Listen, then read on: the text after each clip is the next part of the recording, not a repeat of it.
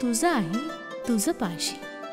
जीवन तुझ्याच विचारांची प्रतिकृती आहे. कधी उगवता सूर्य तर कधी मावळती सांज आहे. कधी उसळता सागर तर कधी शांत नदीची धार आहे. तुझे व्यक्तिमत्व तुझ्याच अंतर्मनाची पडसाद आहे, जी फुलवणार तुझ्या जीवनाची बाग आहे. फक्त जाणून घे, तुझं आहे तुझं पाशी.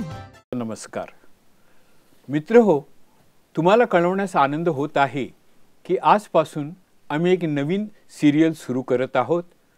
ह्या सिरियलचं नाव आहे तुझं आहे तुझं पाशी, परी तू जागा चुकलाशी. काय काहीतरी गूढ वाटतं ना, एक गूढ आशावाद. म्हणजे गूढ ह्या कारणाकरता की माझं काहीतरी चुकले, ते माझ्याकडेच आहे पण मी ते शोधू शकत नाही. आणि आशावाद ह्या की समजा ते सापडलं, ते माझ्या जीवनात मी वापरायला सुरुवात केली तर माझं जीवन पण उत्तम बनू शकतं, नाही का? आणि ह्या शोधण्याच्या प्रवासात आम्हाला मार्गदर्शन करायला आमच्याबरोबर आहेत ब्रह्मकुमारी भारतीताई. भारतीताई, तुमचं मनापासून स्वागत करतो आहे मी. ओम शांती. आजच्या शीर्षकाप्रमाणे तुझं आहे तुझं पाशी, परी तू जागा चुकलाशी. तर ही चुकलेली जागा भारतीताईंच्या मदतीने आपण व्यवस्थित शोधून घेऊया. तुझं आहे तुझं पाशी, पण तू जागा चुकलाशी. हो, नक्की काय माझं जे माझ्याकडेच आहे पण मी ते चुकीच्या जागेवर शोधतोय. या सदऱ्यामध्ये आपण हे शोधणार आहोत.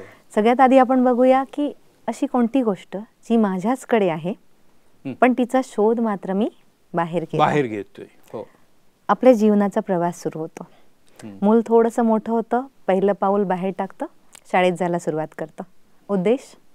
उद्देश तो शाळेमध्ये जाणार, शिकणार, सुसंस्कृत होणार, एज्युकेटेड होणार, चांगली नोकरी मिळवणार, लग्न करणार, आपला संसार थाटणार, सुखी होणार. अल्टिमेट एम सुखी होणार. स्टार्ट झालं होतं शाळेत. पहिला उद्देश होता ज्ञानप्राप्ती. माणसाला ज्ञान पाहिजे, पहिली आवश्यकता ज्ञान. सर्वसामान्य माणूस शिकतोय, नोकरी करावी, पैसा मिळावा, ज्याच्यामुळे मला सुख मिळू शकतील. बरोबर, म्हणजे अल्टिमेट एम सुख. ज्याच्याकडे पैसा आहे त्याच्यासाठी प्रतिष्ठा, शिक्षण म्हणजे प्रतिष्ठा. तर एक सुरुवात त्यांनी केली की पहिली पायरी उचलली शिक्षण. उद्देश आपण बघितले, ज्ञान, सुख, प्रतिष्ठा. बरोबर. अच्छा, त्याच्यानंतर त्याला वाटतं आता माझा परिवार सेट झाला पाहिजे. फॅमिली सेट करतो, पारिवारिक जीवन सुरू होतं. कशासाठी? प्रेम पाहिजे. माणसाची सगळ्यात मोठी आवश्यकता प्रेम पाहिजे. मग प्रेमासाठी तो आपल्या अवतीभोवती एक परिवाराची निर्मिती करतो. थोडंसं अजून पुढे जाऊया. आता हा परिवार आला. आता या परिवाराला आनंद पाहिजे, खुशी पाहिजे. जरूर. मग या आनंदासाठी रिसोर्ट्स, पिकनिक स्पॉट्स, अनेक मनोरंजनाची साधनं, त्याच्या मागे तो लागतो. हे स्वाभाविकच आहे. आता नेक्स्ट स्टेप. कधी कधी धावपळ करता करता दगदग होते आणि या सगळ्या धावपळीत त्याला वाटतं की आता मला कुठेतरी शांती पाहिजे. मग पुन्हा तो निघतो एका पीसफुल स्थानाच्या शोधात. अर्थात त्याला शोध कशाचा होता?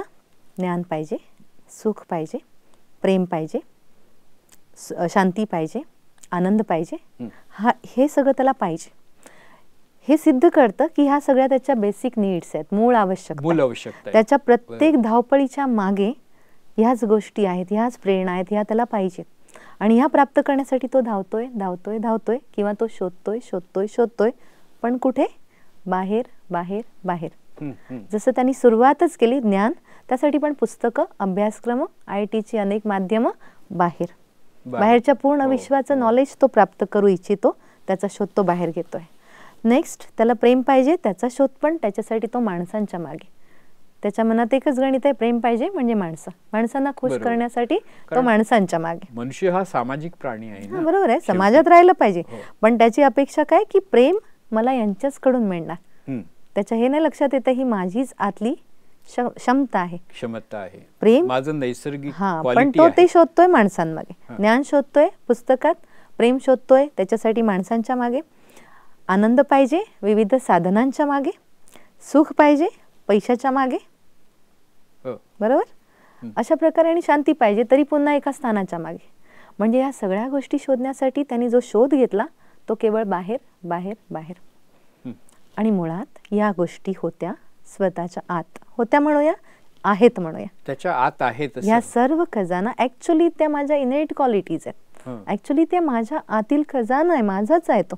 जसं शरीर ज्या 75% पाण्याने बनलंय, आपल्याला तहान लागते, पाणी कमी होतं, आपल्याला तहान लागते, कारण पाणी ही माझ्या शरीराची गरज आहे. त्याचप्रमाणे ह्या सगळ्या गोष्टी मला पाहिजेत, कारण ती माझी गरज आहे, माझी आतील माझी स्वतःची गरज आहे. आणि ही गरज भागवण्याचा शोध मात्र मी बाहेर घेतो.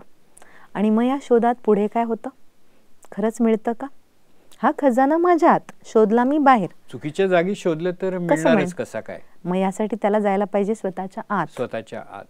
पण भारतीताई, तुम्ही म्हणता खजाना आहे आपल्या आतच, तर ह्या खजाना म्हटला की चावी आलीच. आता हा खजाना उघडायचा तर आपल्याकडे चावी नको का? ती कुठे आहे, हा एक प्रश्न. आणि दुसरा असा की आपल्या आतमध्ये जायचं म्हणजे त्याला काही साधन आहे, काही वाहन आहे, कसं जायचं आपल्या आत? सुंदर प्रश्न आहे तुमचा. खजाना म्हटला की चावी आलीच, बरोबर. आणि ही चावी आहे किंवा आत जाण्याचा मार्ग आहे आपलं मन. आपलं मन. आपलं मन. ओके. अर्थात आपली विचारशक्ती, आपली संकल्प शक्ती. आणि आपल्या प्रेक्षकांना ही चावी देण्याचाच आपण प्रयत्न करणार आहोत. या पूर्ण मालिकेचा उद्देश आहे माझ्या मनाची चावी माझ्या हातात यावी, ज्यामुळे जेव्हा पाहिजे तेव्हा या प्रेमाचा, या सुखाचा, या शांतीचा हा सगळा खजाना जेव्हा पाहिजे तेव्हा मी अनुभव करू शकेन. म्हणजे भारतीताई, ह्या मालिकेनंतर प्रेक्षकांचं बराच फायदा होणार आहे असं वाटतं. वावा वावा, ही आमची अपेक्षा. परंतु पुढची गोष्ट आहे, ही चावी आपल्या हातात, दुसरी गोष्ट हा खजाना माझ्या आत. हा खजाना माझ्या आत, माझं मन पण माझ्याकडे. तरी पण आतापर्यंतच्या या जर्नीमध्ये मी या सगळ्याचा अनुभव का नाही केला? नाही आला आपल्याला. ह्यातलं जे सुख तुम्ही म्हणता, हा खजाना स्वतःकडे असून सुद्धा त्याचं सुख उपभोगता आलं नाही. म्हणजे जणू कसं बँकेमध्ये आपले पैसे आहेत पण ते वापरता येत नाहीत, असा प्रकार झाला. का वापरता येत नाहीत ते शिकूया आपण. तुम्ही समजा एखादं छान घर बांधलं, त्याच्यामध्ये सगळं फर्निचर, वेल फर्निश घर आहे, सगळं काही आणून ठेवलं, AC रूम्स आहे, TV, फ्रीज, सगळं काही आहे. पण समजा कल्पना करा, तुम्ही त्या घरामध्ये इलेक्ट्रिसिटीचा मीटरच नाही घेतलं, अरे काय होईल? काय फायदा? सगळं घेऊन फायदा काय? इलेक्ट्रिसिटीच नाहीये, मेन शक्ती जी पाहिजे तीच मुळात नाहीये. तसंच आहे हे. मी सगळं काही कमावतो, मी माणसं कमावतो, मी धन कमावतो, मी सगळं काही कमावतो, पण या सगळ्यांचा अनुभव घेण्यासाठी जी ऊर्जा पाहिजे ती आहे माझी मानसिक ऊर्जा, ते आहे माझं मन. पण त्या मनाकडे मात्र मी लक्ष देत नाही. मग सगळं काही असूनही त्याचा अनुभव करू शकत नाही. म्हणजे तुमचं म्हणण्याचा उद्देश हा आहे की आजच्या मानवात मनात शक्ती नाहीये, मनात ऊर्जा नाहीये. शक्ती नाही म्हणा, ऊर्जा नाही म्हणा, किंवा त्याचे ॲप्लिकेशन्स माहीत नाही म्हणा. उदाहरणार्थ, तुमच्याकडे खूप छान अँड्रॉइड मोबाईल आहे, त्याच्यामध्ये भरपूर कॉन्टॅक्ट्स आहेत, अनेक ॲप्लिकेशन्स आहेत. 2 प्रश्न आहेत. पहिला प्रश्न आहे, त्याच्यात भरपूर कॉन्टॅक्ट्स आहेत, पण ज्यावेळी त्या मोबाईलची बॅटरी डाऊन होते त्यावेळी तुम्ही एकाही व्यक्तीशी कॉन्टॅक्ट करू नाही शकत. आज असंच होत आहे. छान छान मोबाईल पीस जसे आपण चॉईस करतो, त्याप्रमाणे माझ्या आजूबाजूच्या व्यक्तींना माझा चॉईस आहे की मला हे पाहिजेत, माझा पती असा असावा, माझी पत्नी अशी असावी. आपण आपल्या चॉईस प्रमाणे आपल्या आसपास चांगले व्यक्ती उभे केले, आपण आपल्या फॅमिलीला निवडला. हे सगळे आहेत, पण प्रत्येक मोबाईलची बॅटरी डाऊन आहे आणि मग प्रत्येकाची कंप्लेंट आहे, मला कोणी समजूनच घेत नाही. माझा प्रश्न आहे, इतरांनी समजून घेण्याचं जाऊ दे, तू स्वतःला समजून घेतलंयस का? वाह, किती सुंदर संकल्पना आहे. माणसाने स्वतःलाच समजून घेतलं का? फार इंटरेस्टिंग मुद्दा आहे. पहिला मुद्दा हा. तर बॅटरी डिस्चार्ज म्हणजेच मनाची ऊर्जा कमी आणि त्याच्यामुळे संपर्क नाही. माणसाचा विश्वासी संपर्क आहे पण आपापसात संपर्क कमी. दुसरं महत्त्वाचं कारण आहे, तो छान अँड्रॉइड मोबाईल, त्याच्यात व्हरायटी ॲप्लिकेशन्स, पण मला ती ॲप्लिकेशन्स वापरायची कशी हेच माहीत नाही. तर त्याच्यात सो मेनी फॅसिलिटीज असूनही माझ्या मी काही वापरू कामाची शकत नाही. नाही, माझ्या काही कामाची नाही. हो. त्याप्रमाणे माझ्या मनाची ऍप्लिकेशन्स पण भरपूर आहेत. हम्म. ही जी चावी देते ना मी, हो. हे मन पॉवरफुल आहे, खूप शक्तिशाली आहे आणि याच्याने भरपूर काही फायदे तुम्ही करून घेऊ शकता. घरून हा. परंतु ते कसं वापरायचं याचं टेक्निक जर मला येत नसेल, विचारांचा उपयोग कसा करायचा हे टेक्निक जर मला येत नसेल, तर ते असूनही नसल्यासारखं आहे. जसं एखादा व्यक्ती आजारी पडतो, हम्म. त्याच्या जिभेची चव जाते आणि त्यावेळी किती पण टेस्टी पदार्थ तुम्ही त्याला द्या, त्याच्यासाठी ते बेचव आहेत. काही कामाचीच आता त्या पदार्थात प्रॉब्लेम नाही, प्रॉब्लेम त्या जिभेमध्ये आहे. त्याचप्रमाणे आजूबाजूला अनेक व्यक्ती असूनही, आजूबाजूला सगळे प्रेमळ व्यक्ती असूनही, हम्म. जेव्हा मन वीक असतं, जेव्हा मनस्थिती ठीक नसते, तेव्हा प्रत्येक व्यक्ती हा प्रेमाचाच भुकेला राहतो. आजूबाजूला सगळी सुखाची साधनं असूनही जेव्हा मन वीक असतं, तेव्हा ऑटोमॅटिकली तो व्यक्ती सुखाचा भुकेला राहतो. सगळं काही असूनही म्हणजे सुख तो- नाही. त्याच्या अपेक्षा नेहमी दुसऱ्यांकडूनच असतात की दुसऱ्यांकडनं द्या, आहेत द्या. आणि आहे पण त्याच्या आजूबाजूला, हम्म. पण ते आहे त्याचा अनुभव करण्यासाठी त्याची स्थिती तर चांगली पाहिजे. हो. त्याची स्वतःची मनस्थिती ठीक नसते, मनाची ऊर्जा डाऊन, मनस्थिती ठीक नसणं आणि तिसरं कारण मनाचे ऍप्लिकेशन्स माहिती नसणं. या मन सगळ्या कसं वापरायचं हेच मुळात माहिती नाही. या सगळ्या कारणांमुळे हम्म. इतकी शक्ती, अदम्य ताकद माझ्याकडे आहे, but I can't use it. मी तिचा उपयोग करू शकत नाही. सो सॅड नाही का? म्हणूनच हा. या पूर्ण मालिकेत आम्ही हा प्रयत्न करणार आहोत की याला जाणून घेऊया. मन ही ऊर्जा, एक शक्ती. जसं पाण्याच्या साठ्याला अडवून हम्म. ऊर्जा निर्माण केली जाते, हम्म. त्याचप्रमाणे मनाला जर योग्य वळण लावलं तर भरपूर ऊर्जा निर्माण होते. त्या इलेक्ट्रिसिटीवर अनेक सुखसाधनं निर्माण होतात. त्याप्रमाणे तुमच्या मनाच्या इलेक्ट्रिसिटीला जर तुम्ही योग्य वापर केलात तर अनेक प्रकारची ऊर्जा, अनेक प्रकारची सुख तुमच्या जीवनात येऊ शकतात. पण याची दुसरी साईड पण आहे. जेव्हा हेच पाणी मर्यादा तोडून पुराच्या रूपात वाहू लागतं, हो, हो. गावच्या गावं उद्ध्वस्त करतं. त्याचप्रमाणे हम्म. जेव्हा विचार मर्यादा तोडून अनियंत्रित वाहू लागतात, तेव्हा मर्यादाहीन अनियंत्रित विचारांचा हा पूर तुमचंच नव्हे, तुमच्या इतरांचं फॅमिलीचं सुद्धा, पण हो. आणि तुमच्या समाजाचं पण जीवन उद्ध्वस्त करू शकतं. संबंधित सगळ्या लोकांचं सुद्धा नुकसान जीवन, होऊ शकतं. अनेकांच्या जीवनाला नुकसान होतं हो. या पुरामुळे. आणि खूप छोटे छोटे प्रसंग म्हणजे असतात, नॉर्मल मनाबद्दल प्रसंग. आपण असं म्हणू शकतो, तेच तारू शकतं, तेच मारू शकतं. बरोबर आहे. प्रत्येकाची मनाची ऊर्जा कमी आहे, ही एक गोष्ट झाली. आणि दुसरी गोष्ट, ती ऊर्जा कुठनं घ्यायची आणि ती मुख्य म्हणजे कशी वापरायची आपल्या जीवनात, नाही का? बरोबर. हं. छोटे छोटे प्रसंग असतात. हं. ऑफिसमधनं एखाद्या व्यक्तीला यायला उशीर झाला, घरातल्या व्यक्तीचे निगेटिव्ह विचार सुरू. म्हणजे मनात हजार शंका का येतात. झालं, हा. कुठे गेला असेल, हा. कशाला झालं, रोजच होतोय, डॅश डॅश डॅश. वा. एखादा मला काहीतरी बोलला, हं. का बोलला, मलाच का बोलला, असंच का झालं. म्हणजे सिंपल. मनाला फार लावून घेतो आपण. छोट्या छोट्या घटनांमधनं माझ्या मनात जो नकारात्मक विचारांचा पूर येतो. आता तो समोरचा व्यक्ती पण दिवसभरच्या अनेक निगेटिव्ह विचारांच्या प्रिंट्स घेऊन घरी पोहोचतो. आता त्याच्याकडे पण तेच आहे, तुमच्याकडे पण तेच आहे. मग घर बनतं एक युद्धक्षेत्र. हा. आज छोट्या छोट्या घटनांमधनं असं घडतंय. म्हणजेच या इलेक्ट्रिसिटीचा वापर आपण कुठल्या दिशेला करतोय, या शक्तीला आपण कुठल्या दिशेला नेतोय आणि त्याचं नुकसानकारक रूप पण आपण बघत आहोत. म्हणून हे कुठेतरी थांबवलं पाहिजे, कुठेतरी अंतर्मुख होऊन आपण बघितलं पाहिजे. हो, मग हे अंतर्मुख व्हायची, हे थांबून परत विचार करायचं, हे कसं काय जमणार? आपण समजून घेऊया या शक्तीला, जाणून जरूर. घेऊया जरूर. आणि खरंच किती वेस्ट करतोय हे समजण्यासाठी अच्छा, म्हणजे आपल्या मनशक्तीला आणि विचारशक्तीला आपण जाणून घ्यायचं आता. जाणून पण घ्यायचंय. आणि अजूनही मी सांगू इच्छिते की कसे आपण या ऊर्जेला वेस्ट करतोय समजून घेऊया. एक लाकूड तोड्या होता, जो आपल्या उपजीविकेसाठी रोज भटकायचा. एकदा राजा जंगलात चक्कर मारायला येतो की माझी प्रजा सुखी आहे की नाही हे पाहण्यासाठी. हो. त्याला रडण्याचा आवाज आला. त्याने आत जाऊन बघितलं तर एक लाकूड तोड्या रडत होता. हा. राजाने लाकूड तोड्याला जाऊन विचारलं, का रे बाबा, माझ्या राज्यात एवढा दुखी का? हा. लाकूड तोड्या म्हणाला, अनेक वर्ष आमच्या पिढ्या इथे जगल्या, ही लाकडं आम्ही तोडतो जंगलातली, त्याचा कोळसा बनवतो आणि त्याच्यावर आमची उपजीविका चालते, ती विकून. आता हे जंगल संपत चाललंय, आता पुढे काय होणार हा माझ्या पुढे प्रश्न आहे.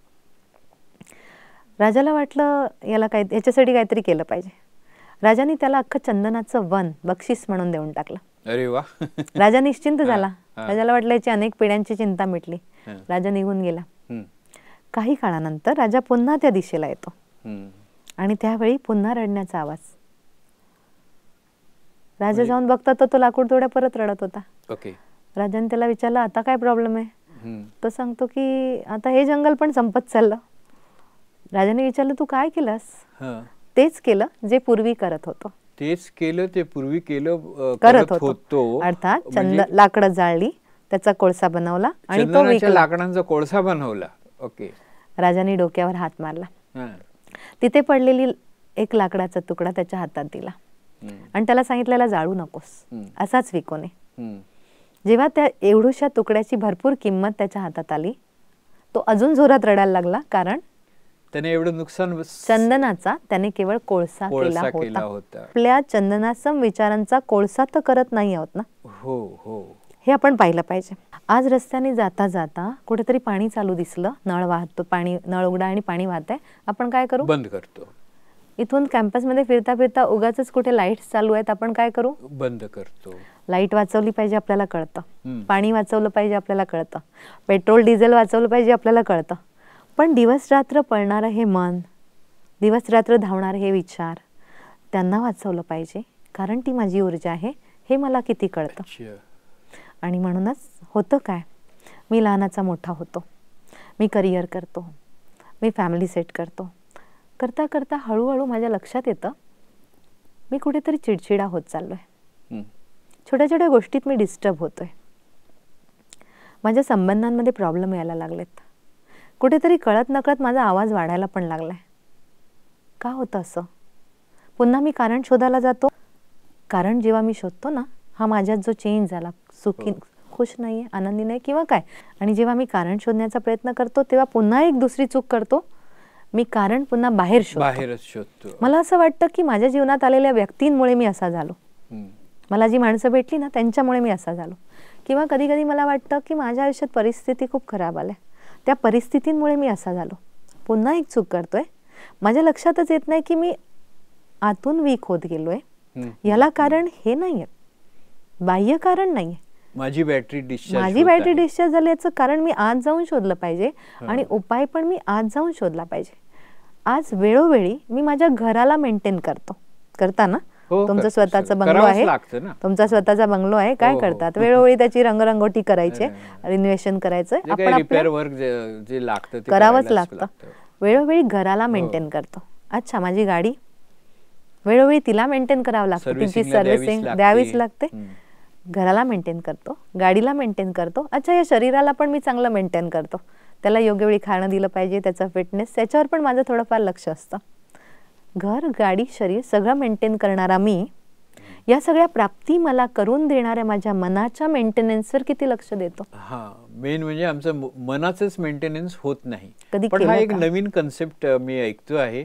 फार इंटरेस्टिंग टॉपिक तुम्ही निवडलाय आणि म्हणून या मनाचं मेंटेनन्स अतिशय आवश्यक आहे. तर मी माझ्या सगळ्या प्रॉब्लेम्सचं सोल्युशन बाहेर शोधण्याऐवजी किंवा तो खजाना बाहेर शोधण्याऐवजी मी थोडंसं माझ्या मनावर लक्ष द्यायला जर सुरुवात करेन तर सगळे प्रॉब्लेम सॉल्व्ह होतील आणि आपोआपच माझे संबंध पण छान बनायला लागतील, आपोआपच माझी ऊर्जा पण वाढायला लागेल आणि आपोआपच माझ्या सर्व प्राप्ती मला सहज उपलब्ध होऊ शकतील.